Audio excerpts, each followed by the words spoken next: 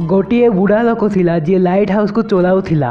एही light house बहुत पुराना थिला, मात्र एबे मध्य लाइट हाउस द्वारा बहुत जहाज बिना पत्थर को धोका होई यात्रा पूरा करुथिले।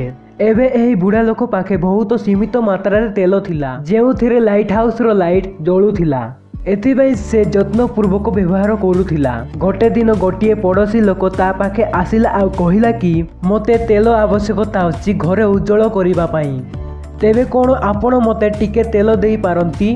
काहेकि ना से बुढ़ा लोक को नाही कहिबा पई भल लागु नथिला, सेतिबाई से टिके तेल देई देला। एबे आउ थरे गोटे यात्री ता पाखे आसिला आउ से भी ताकू तेल मांगिला रात्रि रे यात्रा करिबा पई। तेबे से बुढ़ा लोक ताकू भी तेल देई देला।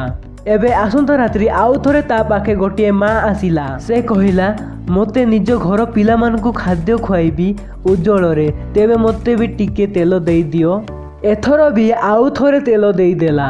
एबे एतिकी थर तेल बांटिबा द्वारा तार तेल बहुत शीघ्र समाप्त होई गला, जहा द्वारा लाइट हाउस रो लाइट लिभि गला।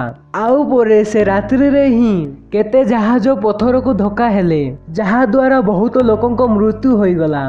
आउ एही सबु भूल हैला कारण से बुढ़ा लोक निज ध्यान निज काम रु हटाई कि अन्य आड़े ध्यान देला।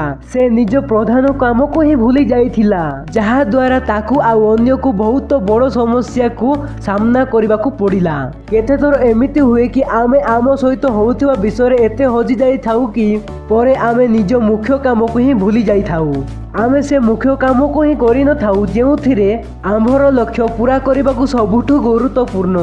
देखंतु ए कहानी रे जेमिति कहिथिली सीमित तेल परी आम पाखे भी सीमित समय अछि। देखंतु निज जीवन सारा सोइबा खाइबा यात्रा करिबा टीवी देखिबा घरर सान बड़ काम रे गाधाइबा इत्यादि रे समय चली जाए, आउ एहा आम जीवनर भागो। तेबे देखिबो तो आम पाखे बहुत कम समय अछि। देखंतु सत्य एहा आमे जेते भाबुचु ताहा ठारू बहुत कम समय अछि। एथिबाई सबुठु जरूरी अछि कि आपण सेही काम सबुठु प्रथमे करंतु जेउटा जरूरी अछि। जदि वीडियोटा भल लागिला ता लाइक करंतु, आउ एही वीडियो को शेयर करंतु निज सांग मानकु। आउ एमिति वीडियो देखिबा पई सब्सक्राइब करंतु, आउ बेल आइकन को क्लिक करिबा भूलंतु नाही।